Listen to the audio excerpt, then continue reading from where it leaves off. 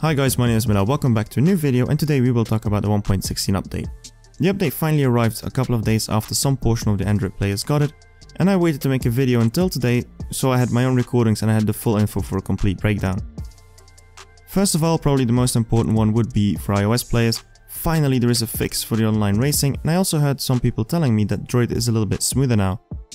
I cannot confirm this myself, but if this is true, it's definitely going the right way. The only issue though that has happened so far is now in live races, once you refill, at the end of the race it shows up as a frozen screen. To fix this, on the top right just press the plus button and then the back button and it should have it fixed, no worries about that. It's not perfect like it should be, but it's something at least. Now before we get into the major things, two small changes. First is definitely one of my favorite features in the update, and is the new license plates. For boss cars they have added special plates representing the crew that they were racing in, so with tier 1 being New Fangs, tier 2 being Gold Rush, Azure Inferno for tier 3, the Grand Finals in tier 4, and for tier 5 Shex Industries. On regular cars it just says Santa Palma. I have also noticed that some purchasable cars also have a license plate at the front of the car. What I don't understand though is the choice to not center the text like it used to do. This might be a glitch and hopefully it gets patched in the future. Another small thing is the buffing of the cars. So far we know a couple of cars that have gotten a buff, but two of them were really major ones. First of all, probably the most outstanding one is the Huracan 3-star car, and the other one is the Koenigsegg 1.1. The Huracan is a car that was used to run to 8.2 to 8.3, and now in the new update it can run a 7.3, putting it in the top 3 fastest cars in game, while the Liberty Walk variant also got a small buff from 8.2 to 8.1. I don't know if this was meant to do this or was just a bug, but definitely it's not a bad one. You can see the 7.3 cars altogether, so you see Roadrunners, Ice Chargers and Huracans nowadays. The Koenigsegg also got buffed and now runs at 7.5 on the half a mile. Other cars that got slightly buffed are the P1, the P1 GTR and the C10 Tiffany. Who knows, there might even be more cars that got a buff that we don't know about yet. Okay, now the stuff that more people are interested in, the new cars of course. In the update we got in total 4 new cars added, which will be obtainable in the future, with 3 of them being milestone prizes and 1 prestige car, meaning we will see returning prestige cars and former milestone cars as the car with a higher drop rate for that season. For next season, the season car will be the Jaguar CX-75, a car that has been in the files already for a while, as it was the car reused in the original storyline by Victor Kidd, driving it just before you face Shex. This car was normally meant to become a Tempest 4 car, but I have a feeling they don't know what cars to put in the game anymore, so they're using up their Tempest stocks. The 177, the RX-7 Rocket Bunny were both Tempest 3 cars, but they have also turned them into milestone cars. The Goldstar CX will be in orange and should be able to run at a time of 8.0 seconds on a half a mile. The one for the season after the next one is a Honda NSX Liberty Walk. The white variant you see here will be only for the top 3 crews, while the rest of us will get a lime green variant, which in my opinion looks sexier than this one. It will be tough there to max it out as it doesn't share stage 6 spots. The reason we don't see any cars anymore with shared stage 6 spots is because Natural Motion doesn't want us to upgrade a car and max it out as easy the moment as you get it.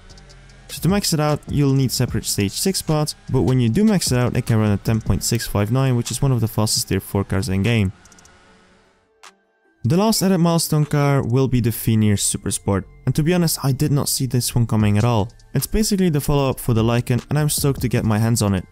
Maxed out it should run a 7.98, which makes it a decent car. For prestige car the only added one so far is a Jeep Grand Cherokee Trackhawk. A new manufacturer and definitely a new thing to the game, and to be honest I don't mind it. What I don't understand though is why it's a tier 4 car. I would have put it in tier 3 personally. I don't see how this can compete really to M4 GTS or to an F40. Anyways, it will be a prestige car in the NSX Liberty Walk season and it should run at 12.0 flat once it's maxed out.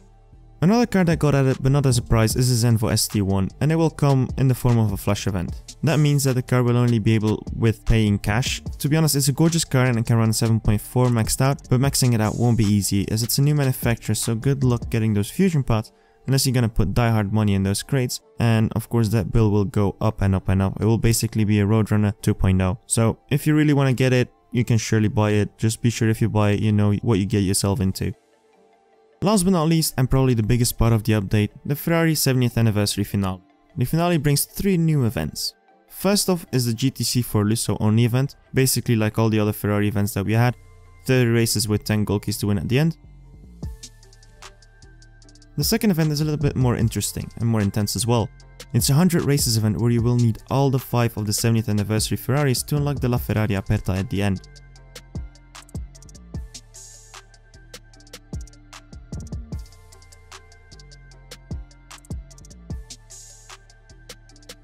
Once you unlock the Aperta and you can upgrade it, you can run it in the third and the final event of this series, in an Aperta exclusive and again consisting of 30 races with parts and at the end getting 10 gold keys.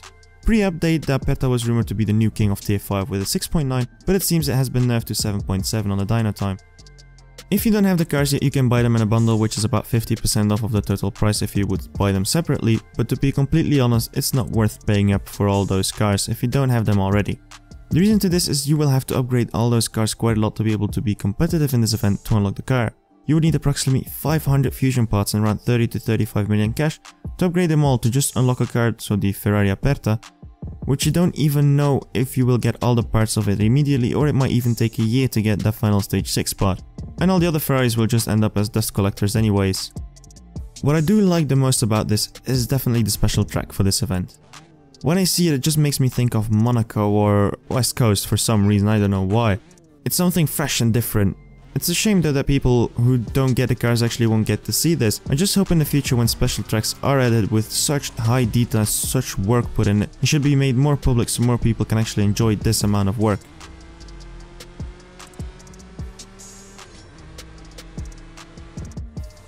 So this is it guys, this was basically my really quick 1.16 update overview.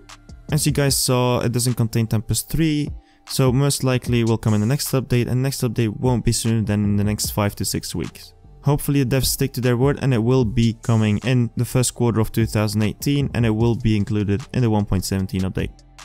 If you guys enjoyed, just don't forget to leave a like, subscribe for more. For all the latest news, just follow me on Twitter and Instagram. I posted all these pictures. The moment I get some news, I just put it up there. Be sure to follow me both at MillerCSR2. My name is Miller. See you around and keep racing.